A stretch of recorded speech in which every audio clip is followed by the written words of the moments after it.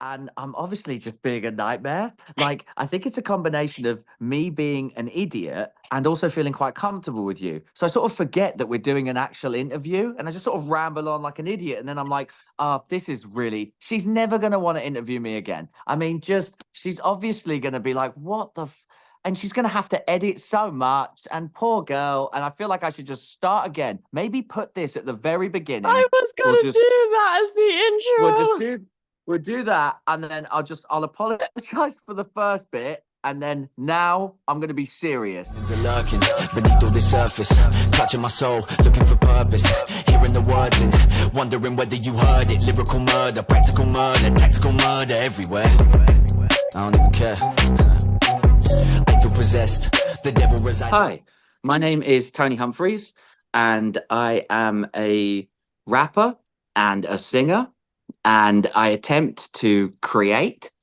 And I am here doing an interview with the lovely Jane. Yes. I thought we'll start off with a really good question. So I was sitting for ages being like, how am I going to start this interview? So I'm going to start it with, if you could eat a crayon, what color would you choose and why? That is honestly off the bat the best question I've ever been asked in an interview ever. What a way to open it up. That's so good. So many layers to it when you really think about it.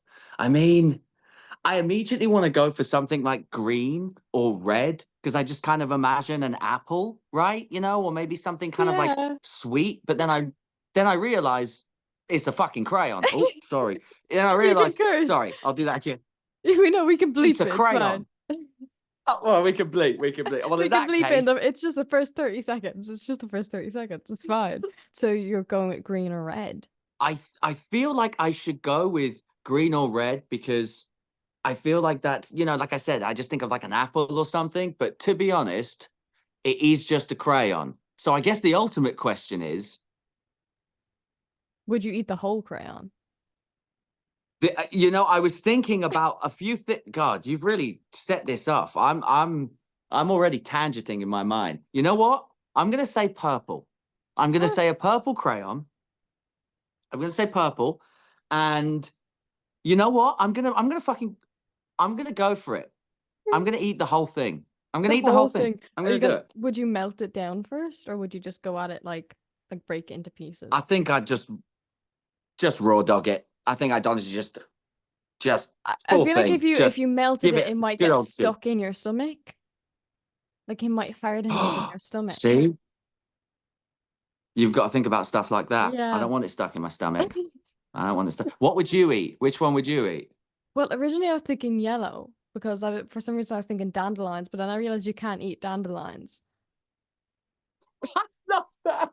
So I don't really know why. I was thinking dandelions, but honestly, they're not edible either. I've tried. They're not really that edible, actually. I'm sure there's some way you could eat them. I'm sure. But I don't know why that was the first thing that came to my mind. It just went that way. I think it's because when I first thought of crayon, I thought of yellow. So let's go back to actually more professional questions now. How did you get into music? That's a good question. Yeah, nothing too exciting. I was a small child, and I actually got lost in Disney World, and I was by a ride. I can't remember what ride it was, but it was like a roller coaster, and I saw this roller coaster sort of doing one of the loops, and it just flew off the rails, just completely flew off, and all of these different people just started flying out. It was honestly horrific. One of the most tragic things I've ever seen in my life. It was so awful. I was only a kid. I must have been about 5, and it was just so wild. But I tell you what, as these people were flying and screaming and everybody was bouncing off into different places, I kind of heard a certain harmony between their screams, between their kind of vocal interactions, you know what I mean? And I thought to myself, what is this? What is this? I could sort of faintly hear like, it's a small world. And that was kind of mixed with like, oh, God, help me. And I think when it combined, I thought to myself, something's happening here. There was higher voices. Oh, God. And then there were the lower voice, and they were meshing, and it was at that moment, exactly that moment, I thought to myself, I might do this music thing. Do you know what I mean? The harmonies really spoke to you. They really spoke to you. Yeah, 100%, 100%. My name for a long while was actually Tony Humphries, and then everybody told me, not quite sure, but I think it's still got a great ring to it. But that's just me. Maybe in the future, maybe we can change it all around. Maybe we can go back to that. Your name's Jeffrey, Have a right? rebrand. Yeah, you're Jeffrey. Yeah. Yeah. Jeffrey Harmony. No, I'm just. It says Tony. I think Jeffrey Harmony goes pretty well. Because that's your name. Okay, Obviously, I don't know why I'm acting like that's really well. Like that's your name. So, so well, you just kind of mentioned your earliest musical memory, but maybe what's the second one after that? The second one after that. That's a good question. Was there any like musical You know stuff what? in your family? Not really, no. Although my dad apparently sung in a band, which, by the way, he never told me about for like, I mean, he's in his 70s now. So, I mean, he just casually one day at a dinner was with an old friend, and an old friend said, I remember when, we were in a band. And I went, sorry, what? What are you talking about? I went, yeah, me and your dad were in a band. And my dad sort of looked over. And I went, sorry, Dad, you were in a band. Hey, la Tony, I used to sing a little bit in a band. It's no big deal. And I was like, why would you never tell me that? That's such a crazy thing to specifically not tell me. That's so wild, dude. Like, The dad you lore know I've was been in a band. progressing. The dad lore was progressing. Honestly, I'm just like, dude, you know what I've been trying to do in my life for like the past 15 years. Like, you were just in a band, Dad. You were just in a band. Hey, I thought it was just a covers band. We did a few shows. Well, what was the biggest crowd you ever played to? Maybe 5,000-6,000. What? What are you talking about? Who doesn't say that? So all these years later. Really honestly, apparently my dad used to be in a band and sung a little bit. So yeah, apparently there is some music in my family. You got your name from your dad. You got your name from your dad, Jeffrey. Yeah. Yeah, that's it. Just for context, by the way, Flacker's Photos, as you may know him, Joe the Hunk Machine is how I know. There's a few names, but the point is he decided to introduce me to his audience, his lovely audience, as Jeffrey, and it's kind of stuck. So I mean, most people are calling me Tony. They sort of, but every now and then I'll still get a Jeffrey, and you know what? I thought your name was. I'm not David angry at it. I'm not gonna lie. For a while, the whole time I was in Brighton, I thought you were David Duchovny. Because Joe spoke so fast, being like, "Yeah, I filmed this thing. It's David Duchovny with Tony Humphries." And I was like, "That's so two artists." Okay, I just assumed David Duchovny was you, and I was like, "Okay." Until I realized after a little while that's the name of the song, and that's not your name. Man, David Duchovny. Going into like, how do you know Joe? That's a brilliant question, and a question that I will answer in detail. And I will answer it for the first time.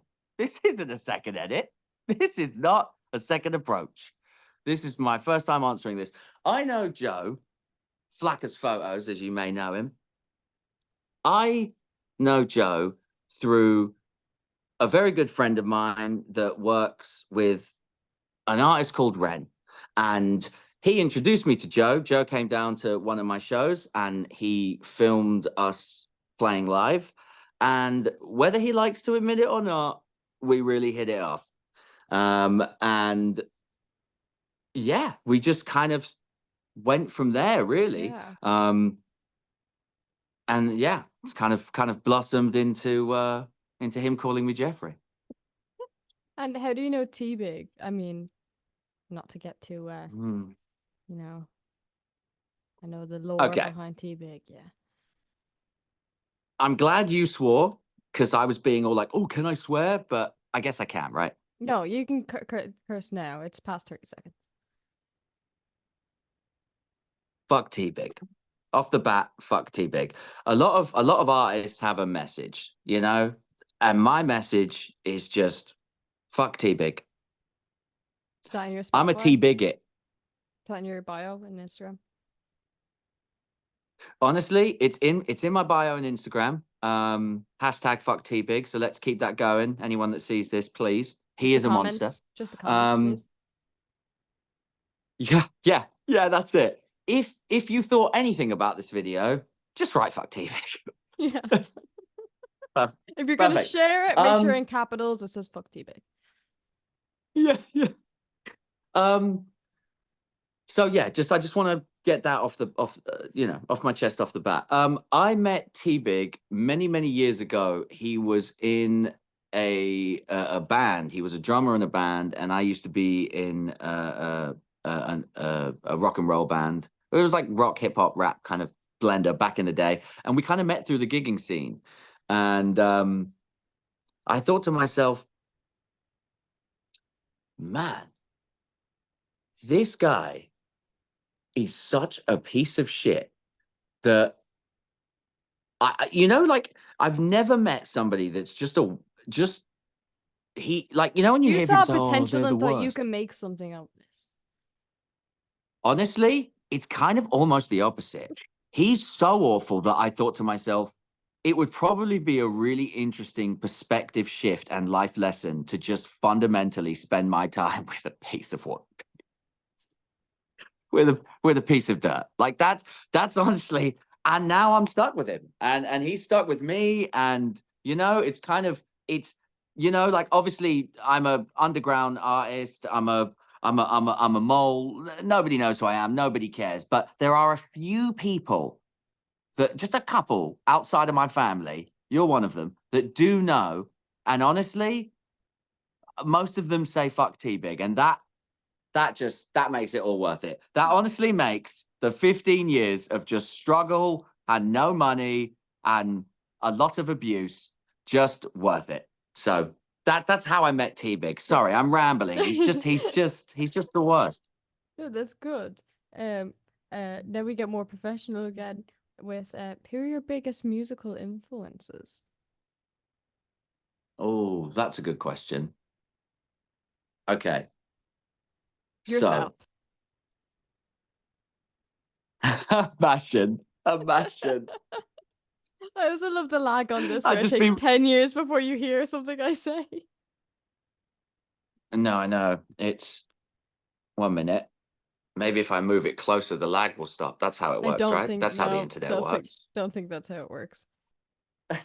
It's so difficult because I'm trying to, like, you made me think of those artists that are like, yeah, oh, I don't really listen to other, I listen to just classical music. Yeah.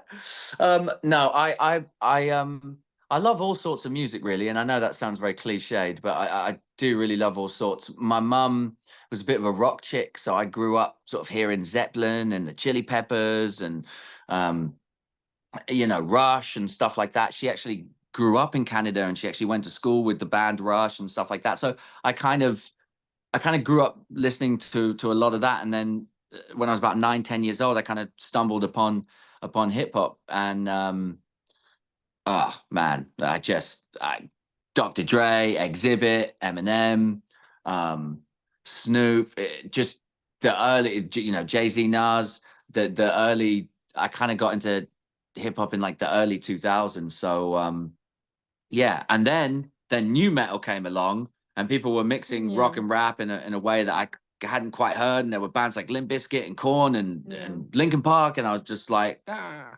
So yeah, a lot of different bands, and artists, but I guess like rock and rap would be my main kind of influences. And would you Wow, ever... I answered that semi-seriously. Wow. God damn it! Your whole career is gonna be fucked now because you were too serious. No, you I was weren't. very serious there. Yeah, no, that was good. What I was gonna say, would you ever Oh, like venture into doing diss tracks or anything like that? Cause like some of the artists you like named, they're like be big for like doing stuff like that. Would you ever drop a diss track on someone? you know what? It's funny.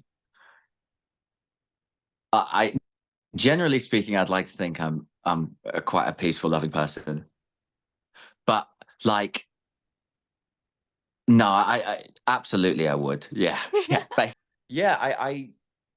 I really grew up around like people that really rapped. Mhm. And like I was lucky enough to be taken to it was a place called Raw Material in Brixton by this. He's a great rapper and an artist and a producer called Astro Blacksmith, and like yeah, he would take me to these rap battles. He would take me to youth clubs and like put me in front of crowds that were just there to listen to bars, to listen to people freestyle, and yeah, there was no messing around. So I feel like if someone was to come at me, that's one of my areas where I am a little bit like, you know what, if I sharpen up, man, I reckon I could give someone a little, a good fight at least. I'll try So my hardest. we'll see.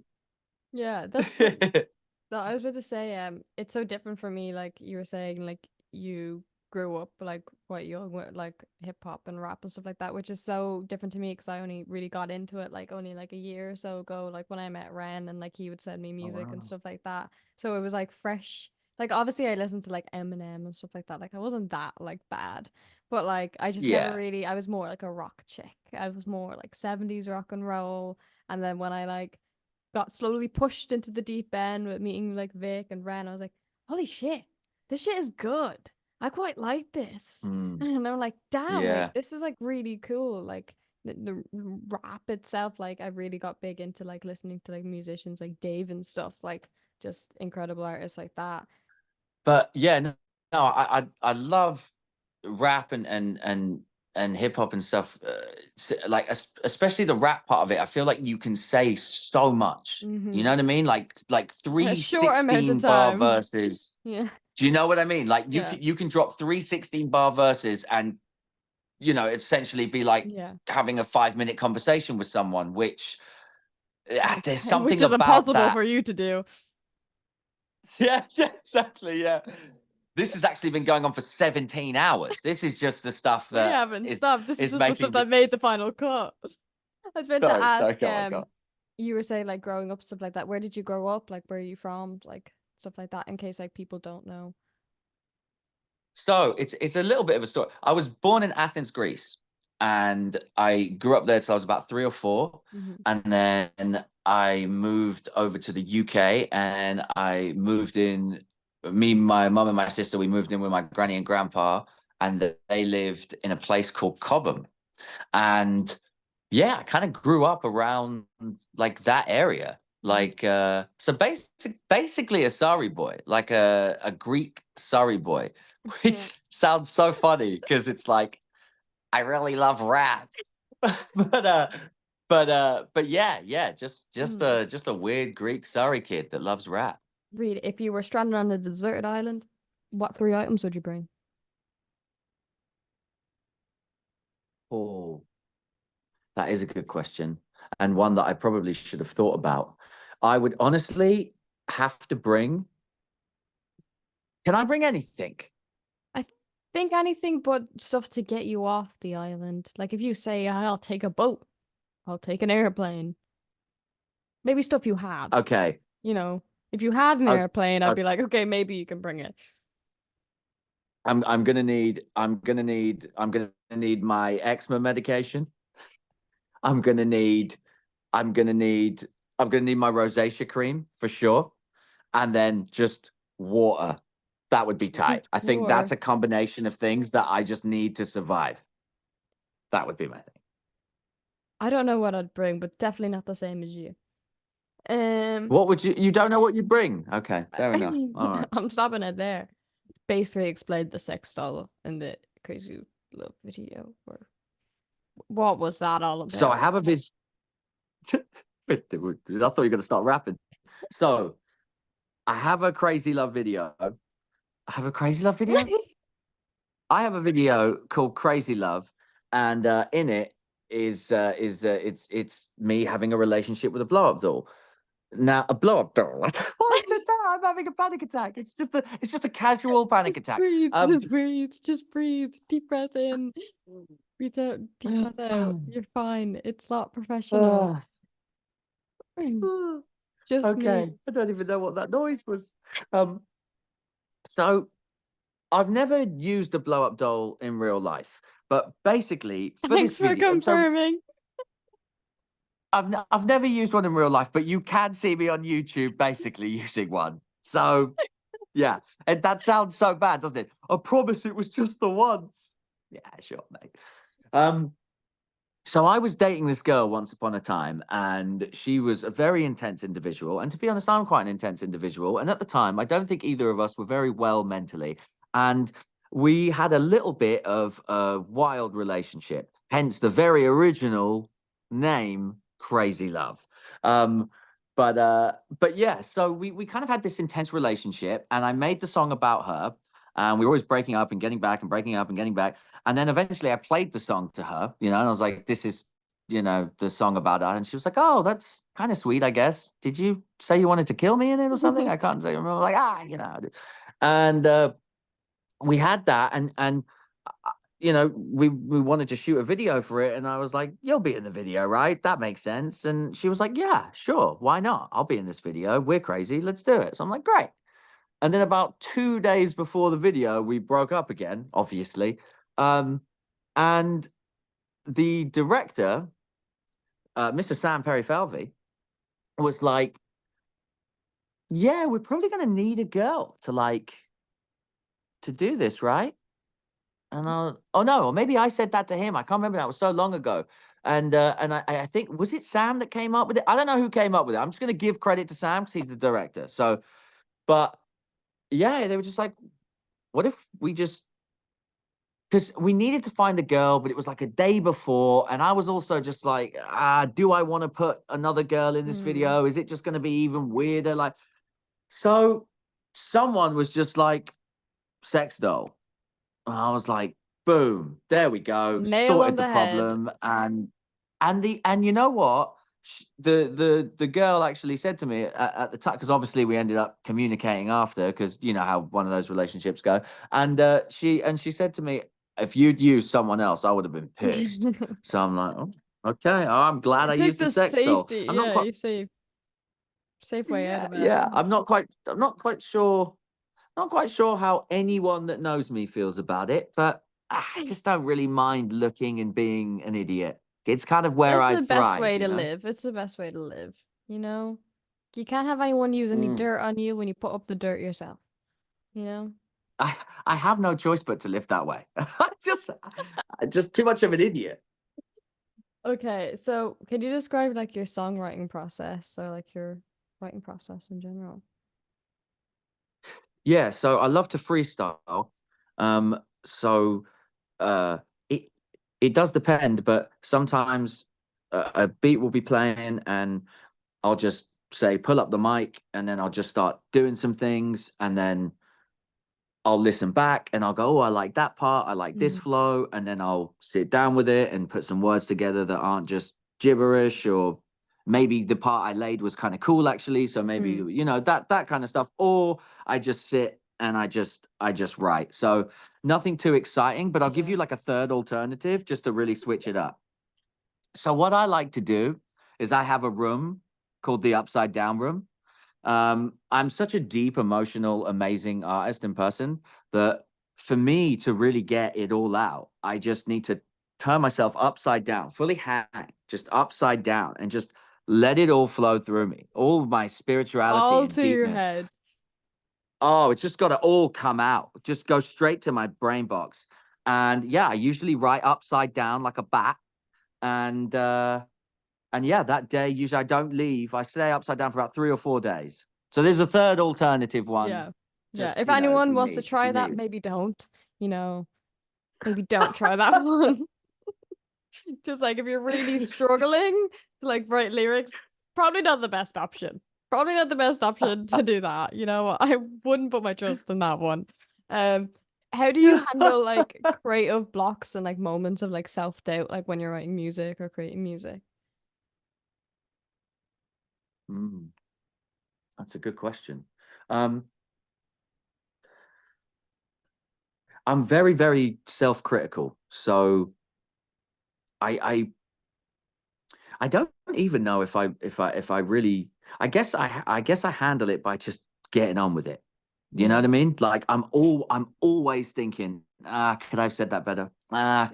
I could have done that better. Oh, maybe I could have sandwiched the rhyme in between the other rhyming words that would have just made it, or if I phrased it this way, or if or you know what I mean? So Mm-hmm. I'm a very self-critical person anyway. And plus I work with Evil Genius. Yeah. They're amazing producers, horrible people as well. Actually, it's a bit of a theme with the people I work with. But yeah, they're Luke in particular is very good at making sure that I know when I'm being completely awful. So it's quite handy in that sense. Do better. Luke will be Yeah, like, honestly, do better. You can do no, better. really, Uh, yeah, no. He's like Michael Jackson's dad. You know, rough, but he gets results. uh, so like for your recording process, like are you, well, I say recording process, but for upcoming like music, anything like, are you planning on working on an album like sometime in the future, soon, or like what's your next like project or like single that you're thinking of? Yeah, actually, yeah. So I think I've got. It's always difficult because I think I know what's coming out next, but I don't And it actually always fully know. changes, yeah. We've got a plan, but I think I will be making some great music with Victus, which Hmm. I'm super stoked about. Like me, him, and Yeah. Joe have some pretty cool ideas I think between us on some stuff. So I think that's really cool. Um, and then yeah, there's like a few other cool artists that I'm working with. But I do just have more music coming. It's just gonna be more music, more videos with Hmm. Joe as well. Because that's it now. Now we've done the David Duchovny video. Yeah. I'm like, no, you have to do it all. I will kidnap you and make you do it, Joe. That's how You're this has to stuck go. forever now. So yeah, he really misjudged that, but yeah. Um, and then yeah, we've myself and Victus have and other guests as well, Woody and stuff like that. We've got the show on the 23rd of July Yeah. in Brighton at the Hope and Ruins. So like I'm super hype about that Go get because your tickets for it's the that, first guys. time. Get your tickets. I'll put the link down Yeah. below. Hey, legend. Yes, I'm super hyped for that. I think that'll be really, really fun. So yeah, just more annoying songs, more annoying videos, and some annoying shows. Yeah. And annoying me. Anyway. And annoying you. Yeah. Um, do you have like any favorite places you've like have performed or anything like from the past or that you'd really want to go back to, Mm, or have you like traveled or anything? yeah. So we played a show in this German town called Eberbeck, and it was it was a celebration for the town, Mm-hmm. and it was basically just like a little festival just in the middle of the town. And when we started, the sun was up. There was only a few people there. They were looking at us like we were lunatics. They weren't wrong, but and by the end of the night, oh man, the sun was setting. Bunch of people were there. I was rocking out in a water fountain. People were jumping up and down. Mm-hmm. It was absolutely. Oh, I think the police are finally coming for me. But yeah, if yeah, no, it was absolutely amazing. Like I absolutely loved playing in like I love playing in Germany. I've been fortunate enough to play in like Mm-hmm. a few cool places, and that's always a highlight to me, that one. Yeah. How did you become part of the Hard Boys? How did that originate? Do you know what? It all sort of escalated. I met Joe, we started working together, and then I met Vic, Mhm. and me and Vic really got on, and he was like, we should work together. And I was like, yeah, that would be really cool. And then we put out David Duchovny, and Vic was helping with the promo and stuff, and then I got told I was a hard boy. And then all of a sudden there was a Facebook banner and my face was next to Joe's and Vic's. And I was a bit like, what the hell?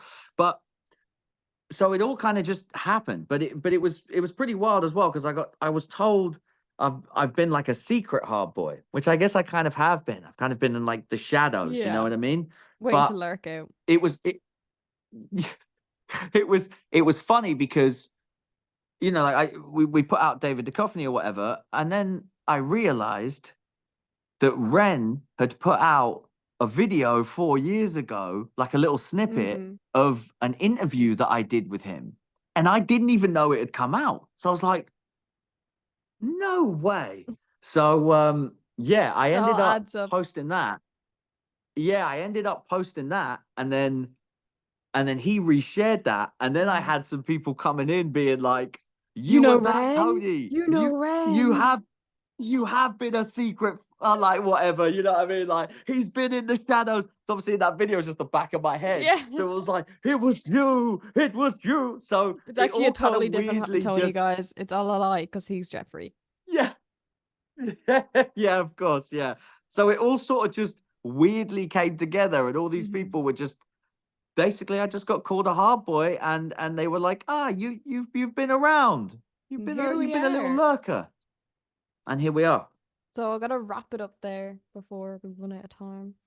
And yeah, if you do want to share any of your socials or anything, I'll link them below if anyone wants to check Tony out. And also check out Thank you. David Duchovny.